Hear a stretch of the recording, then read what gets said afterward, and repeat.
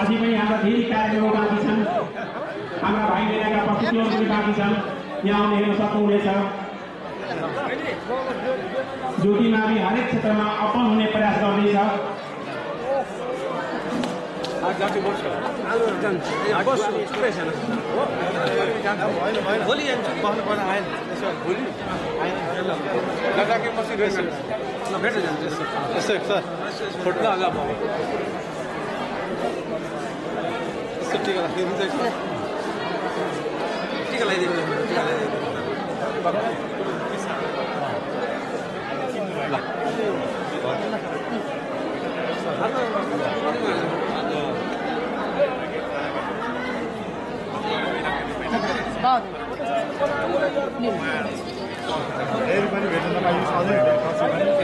सबै स्वरलाई आगन्तुक सबैलाई म उपस्थितिमा पनि अनुरोध गर्छु।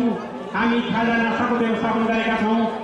अझै पनि हाम्रो एउटा सामूहिक रूपमा 23 देखि 71 सम्मका सम्पूर्ण विद्यार्थीहरू र गुरुहरूको एउटा सामूहिक फोटो व्यवस्थापन गरी त्यस कार्यालयमा व्यवस्थापन गर्ने जमर्को गरेका छौँ। यसर्थ म कोही पनि बाहिर नगइदिनु हुन अनुरोध गर्छु, किनकि फेरि पनि यस्तो अवसर नहुन सक्छ। तसर्थ यहाँको एउटा सम्झना स्मरण स्वरूप ज्योति माविको भित्तामा सधैँभरि यहाँका अनुहारहरू रहनेछन्।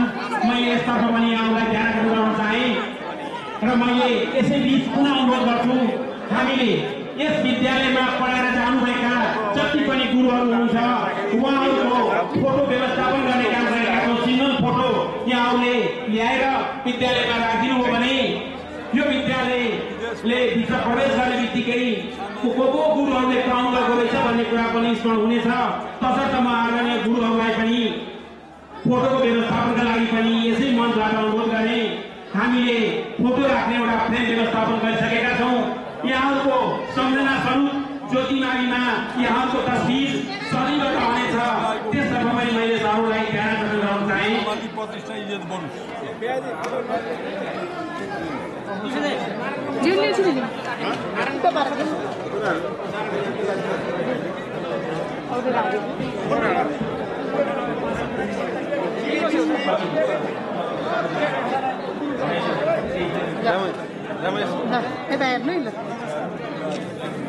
मैले यसलाई छोटाइन सकेसम्म छिटो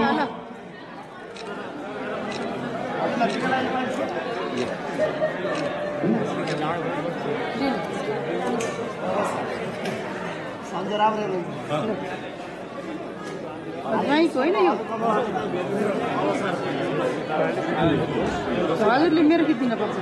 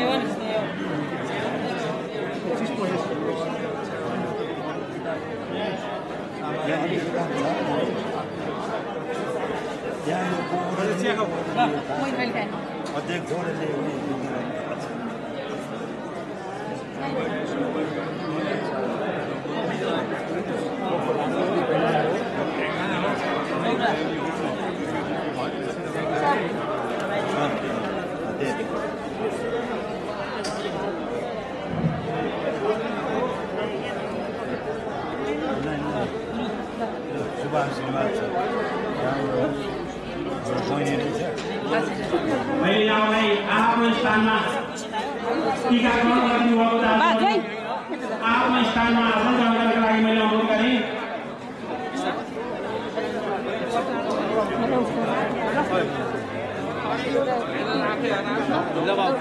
हामीले ब्यानर सहित हाम्रा आदरणीय गुरुहरूलाई राखेर फोटो खिच्ने कार्यक्रम छ। यसर्थ यहाँहरूलाई हतारमा नदिनु हुन मैले अनुरोध गर्छु। हामी कार्यक्रमलाई योजना दिइरहनेछौँ। मैले यसैबीच यहाँसँग अनुरोध गरेँ, यहाँहरूका लेख रचना केही कुराहरू छ भने पनि हामीले आगामी 2083 सालको वैशाखको 5 गते विद्यालयको वार्षिक उत्सवको अवसरमा एउटा स्मारिका सबै हामी सहभागीहरूको सबैको नाम विवरण सहितको र यहाँका लेख रचनाहरू छन् भने पनि सङ्कलन कार्यक्रममा विद्यालयको इमेलमा वा सम्पर्क गरेर पठाइदिनुभयो भने एउटा स्मारिका तयार गर्ने हामी जमर्को गरेका छौँ। त्यसमा पनि यहाँहरूलाई आजबाट यो कुराको सूचना मैले गरेँ, अनुरोध गर्न चाहेँ। र यो कार्यक्रम तपाईँ हामी सबैको साझा कार्यक्रम हो। यो कार्यक्रम भनेको तपाईँ हामी सबै 23 देखि 71 सालसम्मका ब्याजका सबै दाजुहरू, दिदीहरू, बुवाहरू र पछिका भाइ बहिनीहरू हामी सबैको संयुक्त प्रयासबाट सबैको साथ र सहयोगमा गरेको कार्यक्रम हो। यहाँ सबैले मेरो विद्यालय मेरो दायित्व है हामी यसलाई अगाडि बढाउने जमर्को गरेका छौँ। हामी सबैबाट यहाँ जति पनि यहाँबाट निक्लिनु हो, जो जुन ओहदामा पुग्नुभयो उहाँहरूको सानो सहयोगले पनि यो विद्यालयको मुहार फेरिनेछ भन्ने कुरामा मैले आशा लिएको छु। तसर्थ हामी आफैले सबैले मेरो विद्यालय मेरो दायित्व, हाम्रो विद्यालय हाम्रो कर्तव्यलाई पनि यहाँले आत्मसात गरिदिनु हुन म हार्दिक अनुरोध गर्न चाहन्छु।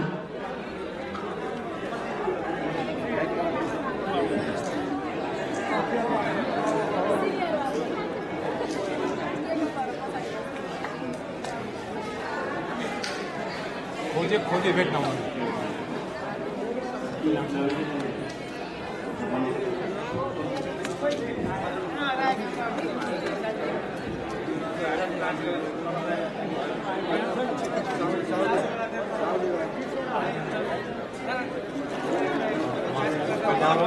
त्यसैबीच हामीलाई 2059 सालको एसएलसीको ब्याजका भाइ बहिनीहरूले प्रतिनिधिमूलक रूपमा हामीलाई केही सहयोग गर्नुभएको छ, जसमा के नारायण पौडेल, केशव पौडेल, सुनिल कुमार चौधरी, लक्ष्मी खनाल, नरेन्द्र खनाल र थप अरू वर्गको पनि नाम आउँछ। त्यो ब्याजले हामीलाई रु 18,270 को चेक प्रदान गर्ने कार्यक्रम रहेको छ। म आर्थिक समितिका संयोजक नारायण पौडेल बद्री भन्ने चलन छ, उहाँलाई म चेक बुझिदिनु र हार्दिक अनुरोध गर्दछु।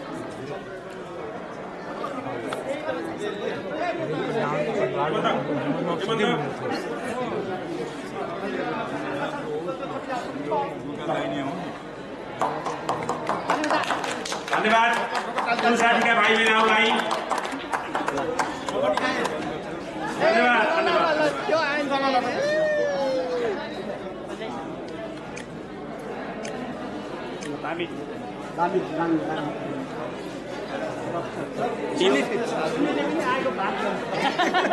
अब म यसपछि छोटो समयका लागि